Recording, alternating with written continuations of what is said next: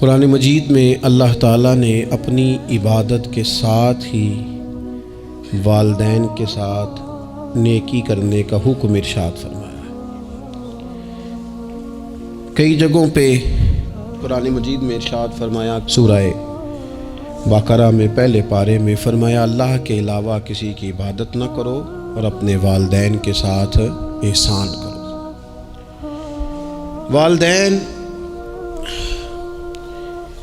انسان کے لیے کتنا بڑا درجہ رکھتے ہیں، کیا ان کے ساتھ تعلق رکھنا، ان کی خدمت کرنا، ان کے ساتھ اچھے طریقے سے پیش آنا یہ ایک معاشرتی ضرورت ہے؟ کیا یہ ایک خاندانی تقاضا ہے یا اچھے اخلاق والے ہونے کی علامت ہے؟ نہیں، بلکہ یہ ایک دینی، روحانی اور ایمانی ضرورت ہے۔ کیوں کہ نبی اکرم نور مجسم صلی اللہ تعالیٰ علیہ وسلم سے جب پوچھا گیا تھا کہ یا رسول اللہ صلی اللہ تعالیٰ علیہ وسلم، ماں باپ کیا ہیں، ماں باپ کے بارے میں کچھ فرمائیے، تو حضور نے فرمایا تمہاری جنت بھی ہیں اور تمہارے لیے دوزخ بھی ہیں۔ اگر تم ان کے حقوق اچھے طریقے سے ادا کرنے میں کامیاب ہو جاتے ہو، اگر تم ان کے ساتھ اخلاق عالیہ کا رویہ رکھنے میں کامیاب ہو جاتے ہو، اگر تم ان کے ساتھ محبت کا سلوک کرتے ہو، ان کو خوش کرنے میں کامیاب ہو جاتے ہو، شریعت اسلامیہ نے جو ان کے حقوق متعین کیے اگر وہ تم ادا کر لیتے ہو تو تمہارے لیے جنت ہے، اور اگر تم ان حقوق کو ادا کرنے میں ناکام رہتے ہو تو پھر تمہارے لیے دوزخ ہے۔ تو یہ ایک دینی، روحانی، ایمانی ضرورت ہے، اس کا ہمیں احساس ہونا چاہیے۔ ظاہر ہے ہم انسان ہیں اور والدین بھی انسان ہیں، ایسا نہیں ہو سکتا کہ ان کا رویہ ہمیشہ ہی ٹھیک ہو۔ یہ کیسے ممکن ہے کہ وہ کبھی خطا نہ کریں؟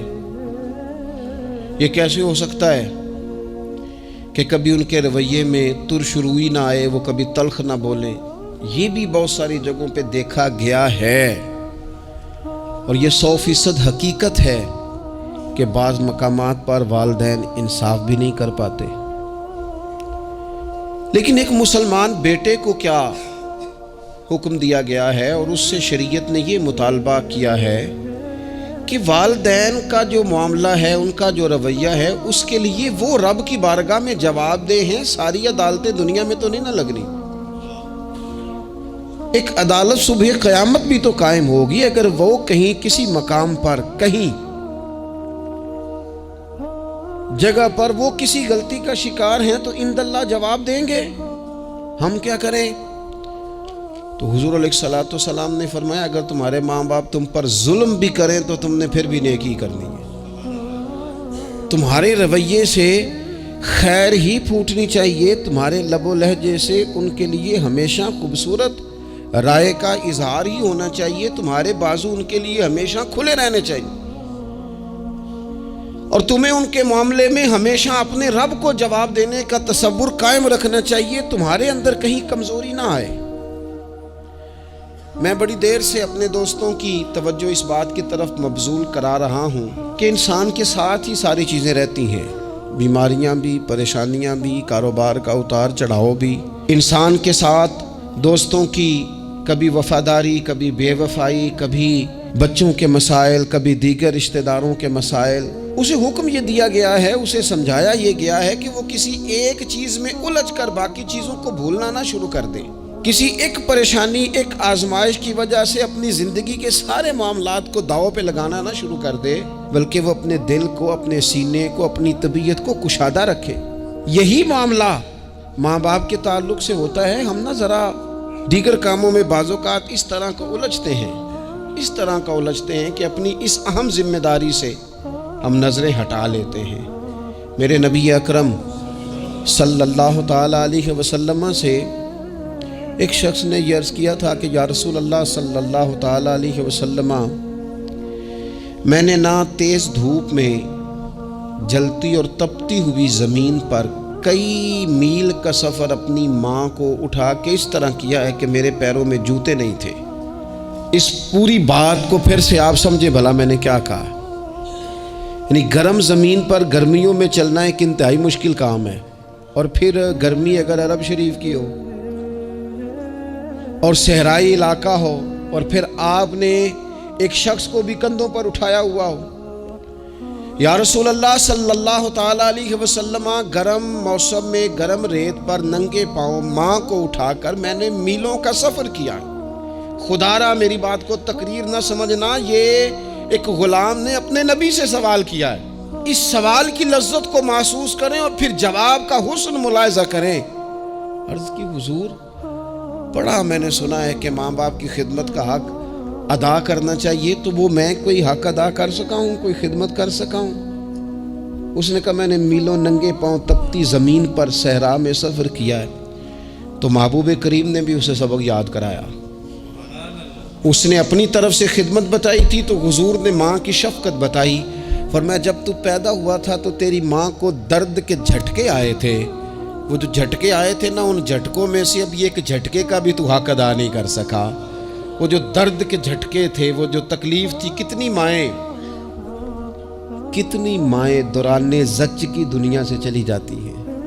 وہ بیٹا پیدا کر گئی، خود رخصت ہو گئی، وہ جان پر کھیل گئی، لیکن ایک زندگی دنیا میں چھوڑ گئی۔ لیکن کیا کبھی ایسا ہوا ہے کہ کسی ماں نے کہیں کھڑے ہو کے کہا ہو کہ اوہو میں نے بڑا کام کیا ہے، میں نے بڑی خدمت کی ہے، میں نے یہ کیا ہے، میں نے یہ اعزاز دیا ہے، لیکن بچے تھوڑا سا کر کے نا، آپ نے ناراض نہیں ہونا، میں نے اپنے کانوں سے یہ باتیں سنی ہیں کہ جی الحمدللہ میں نے ابا جی کو حج کرایا ہے، شکر ہے اللہ کا جی، ابا جی میرے پاس ہی تھے جی، باقی بھائیوں کے پاس نہیں تھے۔ تو ابا جی کس کے تھے؟ پڑوسی نے حج کرانا تھا،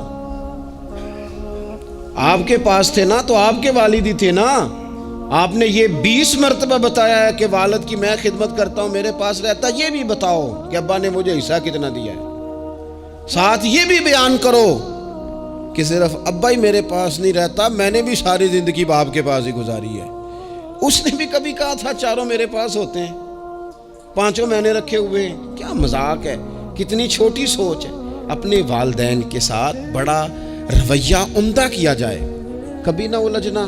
خبردار، ایک مقام پر ماں باپ کی نافرمانی کی جا سکتی ہے، وہ کب؟ جب وہ آپ کو دین کے مخالف چلنے کا کہیں، جب رب رسول کی مخالفت کا معاذ اللہ کہیں، اور مسلمان والدین یہ کبھی کہہ سکتے نہیں۔ باقی ہر کام میں ان کی فرما برداری ہے، ان کی خدمت ہے، ہر جائز کام میں ان کی بات کو تسلیم کرنا ہے۔ بلکہ حضرت اسماء بنت ابی بکر صدیق، حضرت صدیق اکبر رضی اللہ تعالی عنہ کی صاحبزادی ہیں، انہوں نے ایک دفعہ نبی پاک علیہ السلام کی خدمت میں ایک سوال بھیجا تھا۔ عرض کی یا رسول اللہ صلی اللہ تعالی علیہ وسلم، ماں مشرکہ ہے، اللہ رسول کو نہیں مانتی، معاذ اللہ، ماں مشرکہ ہے، تو حضور وہ مجھ سے ملنا چاہتی ہے، کیا میں اس سے حسن سلوک کر سکتی ہوں؟ نبی کریم نے فرمایا تیری تو ماں ہے نا، چل تو اچھا سلوک ہی کر، تو اپنا رویہ اس کے ساتھ ٹھیک رکھ، کیونکہ تیری والدہ ہے۔ میں آج حقوق والدین پر تقریر نہیں کرنے جا رہا، بس ایسے ہی مجھے خیال آیا۔ میں ایک دوست نے ایک سوال پوچھا ہے، مجھے اچھا لگا ان کا بات پوچھنا۔ انہوں نے یہ پوچھا ہے کہ اگر کسی شخص کے والدین دنیا سے چلے جائیں اور جانے کے بعد اسے احساس ہو کہ مجھ سے بڑی غلطیاں ہو گئیں، اسے احساس ہو کہ بڑی کوتاہیاں ہو گئیں، بڑی جگہوں پہ میں بھول گیا۔ بہت سارے لوگوں کو پچھتاوا ہوتا ہے کہ یار بڑی چیزیں تھیں جو ہم کر سکتے تھے پر ہم سے نہیں ہو سکیں۔ انہوں نے پوچھا جی کوئی اب بھی کوئی اس کا حل ہے؟ تو میں نے کہا ہے نا، ہم رسول رحمت کے ماننے والے ہیں صلی اللہ تعالی علیہ وسلم۔ نبی پاک صلی اللہ تعالی علیہ وسلم نے ارشاد فرمایا، الترغیب الترہیب میں حدیث موجود ہے، حضرت انس بن مالک رضی اللہ تعالیٰ عنہ حدیث کے راوی ہیں۔ اللہ کے پیارے حبیب علیہ الصلوۃ والسلام نے فرمایا، جس بندے کے والدین یا دونوں میں سے کوئی ایک انتقال کر جائے اور وہ معاذ اللہ ان کا نافرمان ہو، تو فرمایا پھر ان کے لیے دعا کرتا رہے، استغفار کرتا رہے، کرتا رہے، کرتا رہے، کرتا رہے، امید ہے اللہ اسے نیکوکاروں میں لکھ دے گا، وہ فرما برداروں میں آ جائے گا۔ شرط یہ ہے کہ وہ ان کے لیے استغفار کرے، دعائے مغفرت کرے۔ اب ان کے لیے وہ اب ہی شروع کر دے ان کو یاد کرنا، اب ہی اس مقام پر آ جائے، اب ہی کچھ سوچ لے، تو اللہ تعالیٰ کی بارگاہ سے کرم کی امید ہے کہ اللہ اس نے جو زندگی میں اس سے غلطیاں ہو گئی، رب اس کی ان غلطیوں کو معاف کر دے گا۔ روز استغفار کرے۔ ایک دوست نے مجھ سے ایک دفعہ پوچھا تھا کہ حضرت صاحب والدین چلے گئے ہیں، ان کے لیے کیا کروں؟ تو بڑی بڑی چیزیں بھی کی جا سکتی ہیں، لیکن میں نے اپنے اس محبت والے دوست کو یہ محبت والا مشورہ دیا تھا کہ میں چونکہ آپ کو جانتا ہوں آپ نماز میں کوتاہی کرتے ہیں، آپ نہ نماز پڑھنی شروع کر دیں۔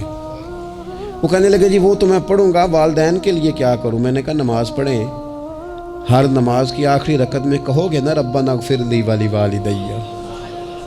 کہو گے نا ہر نماز میں، تو کتنا بڑا اجر ملے گا آپ کے والدین کو۔ اور پھر وہ سارا اسلوب کہ پہلے آپ نے قیام کیا، پھر آپ نے رکوع کیا، پھر آپ نے سجدہ کیا، پھر آپ اتحیات میں بیٹھے، پہلے آپ نے اللہ کی بارگاہ کے اندر اس کی عبادت کرنے کا دھم بھرا، پھر اس کی وحدانیت کی شہادت دی، پھر اس کے محبوب پر درود پڑھا۔ اتنے سارے کام کر کے اب آپ نے آخر میں کہا ربنا اغفر لی والدیّ، یا اللہ مجھے بخش دے اور میرے والدین کو بخش دے۔ تو بتائیے اللہ کتنا کرم فرمائے گا۔ تو اپنے والدین کے لیے ان کے جانے کے بعد بہت ساری چیزیں ہیں، کفن دفن کا بندوبست کیا جائے، جنازے کا اہتمام کیا جائے، لیکن کچھ چیزوں کو نبی پاک علیہ الصلاۃ والسلام نے ذرا توجہ سے ہمیں سمجھایا ہے اور ہماری بار بار توجہ دلائی ہے۔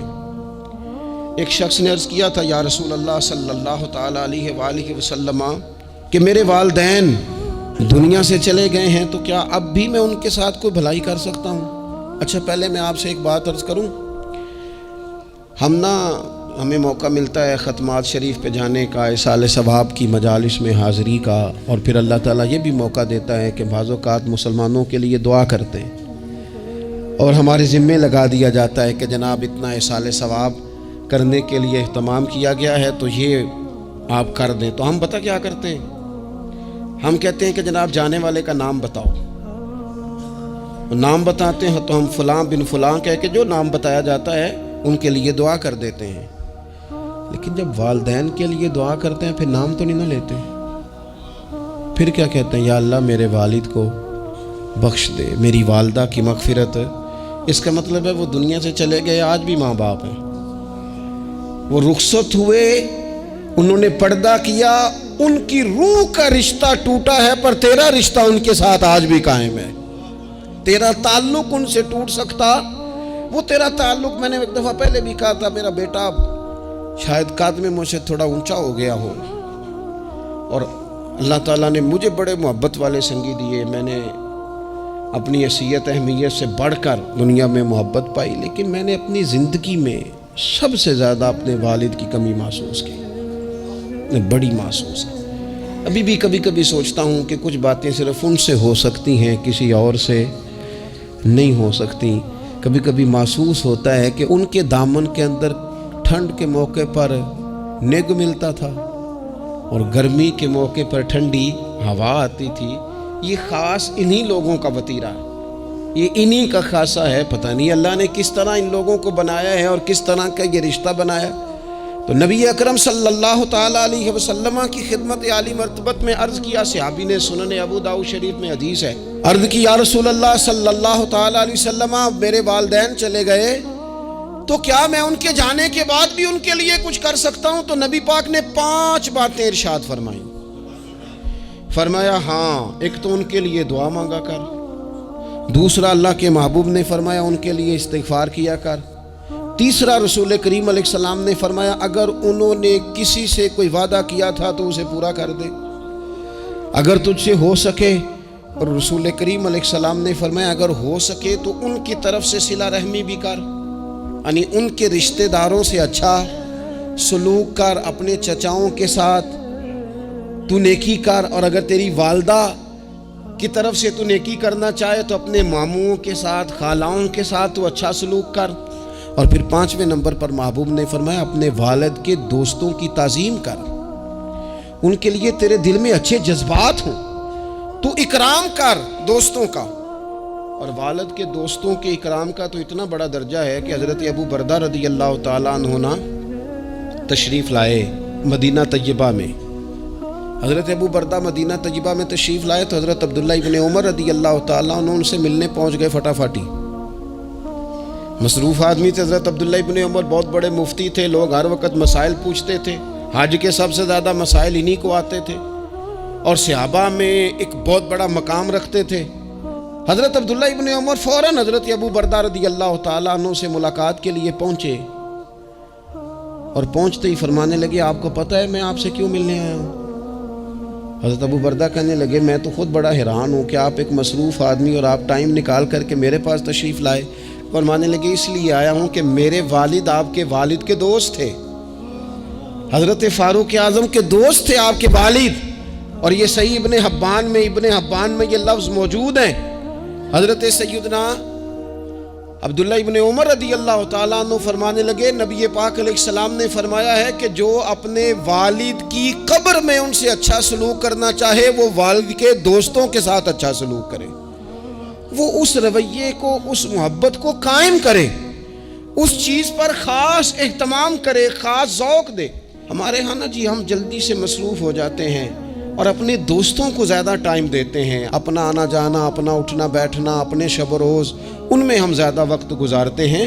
کرنے کا کام یہ ہے کہ تھوڑا ٹائم نکال کے، تھوڑی فرصت دیکھ کر اس پر تھوڑی توجہ دی جائے۔ اسی طرح معروف روایت سیاستہ میں موجود ہے، حضرت مالک بن دار کہتے ہیں کہ میں حضرت عبداللہ ابن عمر کے ساتھ جا رہا تھا تو میں نے دیکھا ایک بدو ننگے پاؤں اور ننگے سر آ رہے ہیں۔ حضرت عبداللہ ابن عمر نے فٹافٹ انہیں اپنی سواری بھی دے دی، سیاستہ سے حدیث عرض کر رہا ہوں، سواری بھی دے دی اور پگڑی بھی دے دی۔ فرماتے میں نے عرض کی حضرت عبداللہ ابن عمر سے کہ حضور یہ بدو ہیں گے تو تھوڑے سے نذرانے پہ بھی خوش ہو جاتے، آپ کوئی عام معمولی سا تحفہ بھی دیتے تو راضی ہو جاتے، اور آپ نے پگڑی بھی دے دی اور گھوڑا بھی دے دیا۔ حضرت عبداللہ ابن عمر کہنے لگے یہ کوئی عام آدمی نہیں، یہ میرے والد کے دوست ہیں، اور والد کے دوستوں سے محبت کرنا یہ ہمیں رسول رحمت نے سکھایا ہے، کیونکہ اصلاں نال جے نیکی کریے تو نسلاں تاک نہیں بھول دے۔ محبتوں کو قائم رکھنا، ان کو دوام دینا۔ ہمارا تو چچا کے ساتھ سلوک نہیں رہتا، توجہ نہیں رہتی۔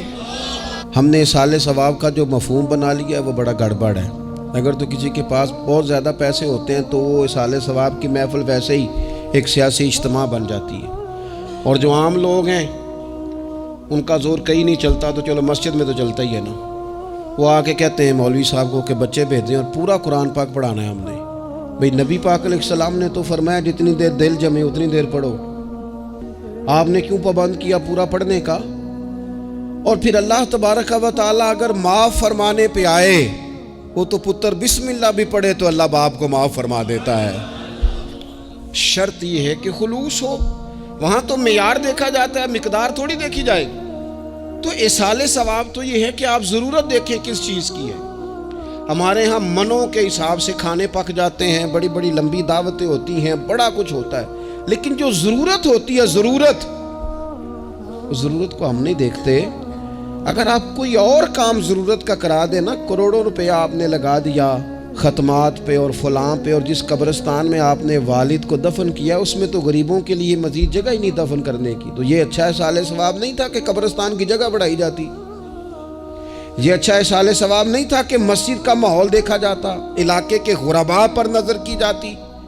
وہ لوگ جو بیچارے قرض کے نیچے آ کے پوری طرح دب گئے ہیں، نفسیاتی مریض ہو گئے، ان غریبوں کو دیکھا جاتا، یہ ایصال ثواب نہیں تھا؟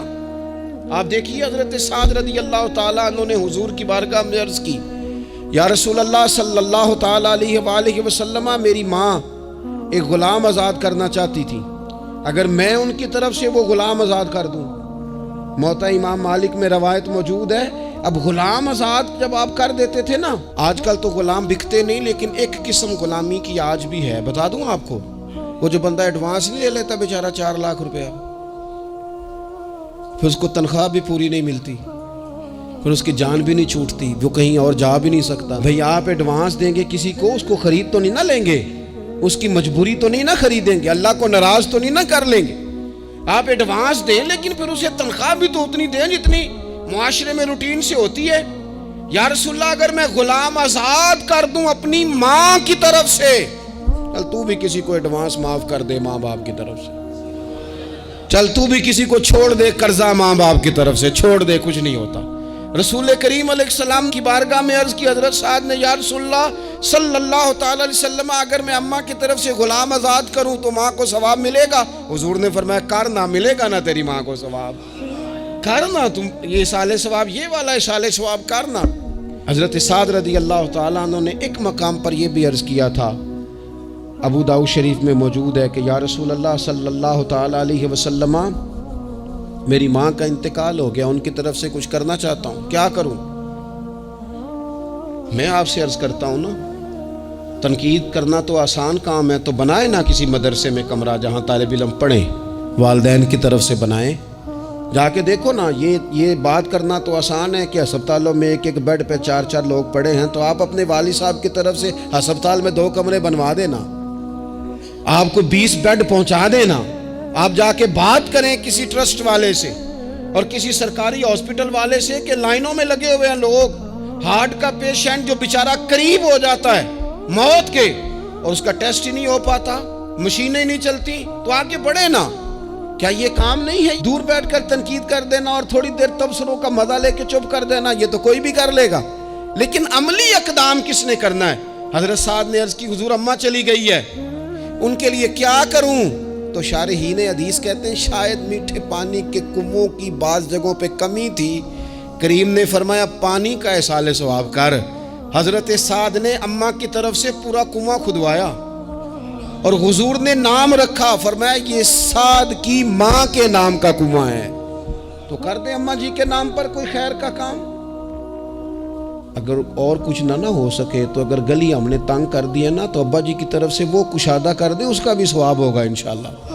4 فٹ جگہ چھوڑ دیں تاکہ لوگوں کو آنے جانے میں آسانی ہو۔ جہاں جہاں آپ لوگوں کے لیے خیر کریں گے اس پہ اللہ اجر عطا کرے، تو احصال ثواب کی یہ والی صورتیں بھی اختیار کریں۔ پھر ٹائم نکال کر والدین کی قبر پر جائیں اور وہاں حاضری دیں۔ جو لوگ مزارات پر جانے کے شوقین ہیں وہ ضرور جائیں، میں بھی جاتا ہوں، اور میں آپ کو پہلے بھی کہہ چکا ہوں، میں داتا صاحب رحمۃ اللہ علیہ کبھی بھی اس طرح نہیں گیا کہ میں جلسے پہ گیا ہوں، محفل پہ گیا ہوں، کسی کام گیا ہوں تو حاضری دے لوں۔ میں سمجھتا ہوں یہ ٹھیک نہیں ہے، میں تو داتا صاحب اسپیشل جاتا ہوں، میں تو حضرت بابا صاحب بھی جب جاتا ہوں تو اسپیشل جاتا ہوں، اور میں جاتا بھی ہوں تو ان کی خدمات دینیہ کو، ان کی عظمتوں کو سلام کرنے جاتا ہوں۔ میں تو فیوزات روحانیہ کے لیے جاتا ہوں، ایز اے خاص جاتا ہوں، حاضری دیتا ہوں، یہ بڑا کمال بات ہے۔ لیکن آپ کو ایک بات عرض کروں، یہ اللہ والوں کے مزارات ہیں، ان پر ضرور جانا چاہیے، لیکن ایک بات یاد رکھنا، ہر بیٹے کے لیے اس کے باپ کی قبر مزار ہے، ہر بیٹے کے لیے اس کی ماں کی قبر مزار ہے، اس پر بھی حاضری دو۔ حاضری کا مزاج بناؤ، یہاں جا کر کے نا حاضری دے کے آؤ۔ میں قبرستان سے نکل رہا تھا تو ایک دوست نے مجھے کہا کہاں ہیں؟ میں نے کہا میں اپنے والد صاحب کی قبر پہ حاضری دے کے آ رہا ہوں۔ کہنے لگے ان کا مزار کہاں ہے؟ میں نے کہا وہ آپ کے لیے تو کوئی روایتی مزار نہیں ہے، وہ میرے لیے مزار ہے، کیونکہ میرے والد ہیں نا، وہ راضی ہوں گے تو رب راضی ہوگا۔ والدہ کے لیے نبی پاک نے فرمایا اس کے پیروں کے نیچے جنت ہے، تو جس کے پیروں کے نیچے تیری جنت ہے، بتاؤ اس کی قبر تیرے لیے مزار نہیں؟ اس کی قبر تیرے لیے باعث فیوز و برکات نہیں؟ تو نبی پاک صلی اللہ علیہ وسلم نے فرمایا ایک روایت میں، جو ہر جمعے والے دن اپنے والدین کی قبر پہ جائے گا، اللہ تبارک و تعالی جانے والے کی بھی بخشی فرما دے گا۔ تھوڑا سا نا مخصوص سا ٹائم نکالیں، کچھ تھوڑا سا ارادہ کریں، حاضری کا پروگرام بنائیں۔ ایک بات اور عرض کرنی ہے یہاں، اس کو میں بڑا ضروری سمجھتا ہوں آخر میں آپ کی خدمت میں عرض کرنا۔ ایک بات اچھی طرح سے طے کر لینا، کچھ چیزیں ایسی ہوتی ہیں جو ادھار ہوتی ہیں، کچھ ایسی ہوتی ہیں جو نقد ہوتی ہیں، بالکل نقد، ان میں ادھار نہیں ہوتا۔ وہ کہتے ہیں نا جی ہم جی ادھار کا کاروبار نہیں کرتے، ہمارا سارا کاروبار کیش کا ہے، ہم بالکل ایک ہاتھ دے دوسرے ہاتھ لے، ہمارا یہ سلسلہ ہے، ہم بالکل جو ہے نا کسی قسم کا کریڈٹ پہ نہیں چلتے۔ میں آپ سے عرض کروں، نبی پاک علیہ السلام نے فرمایا کسی جرم کی سزا اللہ تعالیٰ دنیا میں نہیں دیتا اتنی جلدی۔ بہت ساری سزائیں رب نے روک دی ہیں، قیامت کو دی جائیں گی۔ اللہ تعالیٰ سب سزاؤں سے ہمیں محفوظ فرمائے، لیکن فرمایا والدین کی نافرمانی ایسا جرم ہے جس کی دنیا میں بھی سزا ملتی ہے، دنیا میں یہ طے ہے۔ حضور علیہ الصلوۃ والسلام نے کبھی کسی شخص کے لیے دعائے ضرر نہیں کی۔ حضور نے تو کبھی یہ بھی نہیں کہا، جو پتھر مار رہے تھے کہ یہ تباہ ہو جائیں، برباد ہو جائیں، ان کی ناک خاک آلود ہو جائے، لیکن سیڑھیاں چڑھتے ہوئے جو مشہور حدیث ہے، محبوب نے آمین کہا، اور پھر حضرت جبریل نے جب 3 لوگ بتائے تو ان میں ایک بندہ وہ تھا۔ حضرت جبریل امین عرض کرنے لگے، یا رسول اللہ صلی اللہ تعالیٰ علیہ وسلم، جس نے اپنے ماں باپ دونوں یا کسی ایک کو بڑھاپے میں پایا اور پھر ان کی خدمت کر کے جنت حاصل نہ کر سکا، اس کی ناک خاک آلود ہو جائے، تو حضور فرماتے میں نے بھی کہا آمین، ہو جائے، اسے ہو ہی جانا چاہیے۔ یہ شخص اس طرح کا ہے کہ اسے خاک آلود ہو ہی جانا چاہیے۔ کبھی بھی زندگی میں اپنے والدین، کیا ہمیں دعا سکھائی قرآن پاک نے، کہا وَقُلْ رَبِّ ارْحَمْهُمَا كَمَا رَبَّيَانِي صَغِيرًا۔ آپ کہیے، آپ یہ دعا کیجئے کہ اے میرے پروردگار ان دونوں پر رحم فرما جنہوں نے بچپن میں مجھے پالا، ان دونوں پر رحم فرما۔ اپنے والدین کے لیے اپنے تھوڑے سے دل کو بڑا کریں، کچھ چیزیں اپنی زندگی میں طے کریں، کچھ معاملات اپنی زندگی میں۔ ہمارے ایک استاد تھے گوجرانوالہ میں، نام لیتا ہوں، حضرت مفتی عبداللطیف صاحب رحمۃ اللہ علیہ، یہ حضرت محدث اعظم کے شاگرد ہیں، اور اعلیٰ حضرت کے بڑے صاحبزادے حضرت حجت الاسلام مولانا حامد رضا خان صاحب رحمۃ اللہ علیہ کے یہ شاید واحد مرید تھے ہمارے شہر میں، مفتی عبداللطیف صاحب قادری حامدی۔ گوجرانوالہ میں شاید کوئی شخص ہو جس نے گوجرانوالہ میں پڑھا ہو تو وہ حضرت کا شاگرد یا شاگرد کا شاگرد، یہ ان کی زندگی تھی۔ ان کی والدہ کی بڑی لمبی عمر ہوئی تو ان کے بعض کلاس فیلو نا استاد صاحب کہتے ہیں مجھے مذاق کرتے ہیں، وہ کہتے ہیں رات کو محفل پہ آنا ہے، تو استاد جی کہتے ہیں میں امی سے پوچھ کے بتاؤں گا۔ تو کہتے ہیں آپ کیا بات کرتے ہیں، اتنی آپ کی عمر ہو گئی، بچے آپ کے بڑے ہیں، پوتے آپ کے، پوتیاں نوازے، اور ابھی بھی امی سے۔ فرماتے اماں بوڑھی ہیں، ضعیفہ ہیں، میں نہیں نہ ہوتا تو پریشان ہو جاتی ہیں، دیر سے آتا ہوں تو سو نہیں پاتی، امی سے پوچھ کر بتاؤں گا۔ او دوستو، یہ لوگ شاید آج اسی لیے ان کے مزارات سے خوشبو زیادہ آتی ہے، شاید اسی لیے لوگ ان کا نام ممبروں پہ لیتے ہیں، جمعوں میں تذکرے کرتے ہیں، شاید اسی لیے ان کے لیے دعائیں زیادہ ہوتی ہیں، شاید اسی لیے ان کی اسناد زیادہ چلتی ہیں۔ کیا میرے رسول کریم نے فرمایا؟ حضور نے فرمایا صحابہ اگر میری والدہ موجود ہوتی نا اور میں تمہیں نماز پڑھانے آتا اور میں سورہ فاتحہ پڑھ لیتا اور میری ماں پردہ سرکا کے کہتی بیٹا ذرا میری بات سننا، تو فرمایا اللہ کی قسم نماز توڑ کے اپنی اماں کی بات سن کے آتا۔ آپ میری بات کو سمجھیں، اس مفہوم کو اپنی زندگی میں پیدا کریں، اور بالخصوص والدین رخصت ہو جائیں تو پھر تو زیادہ حق بنتا ہے کہ ہم تھوڑا اور زیادہ محتاط ہو جائیں۔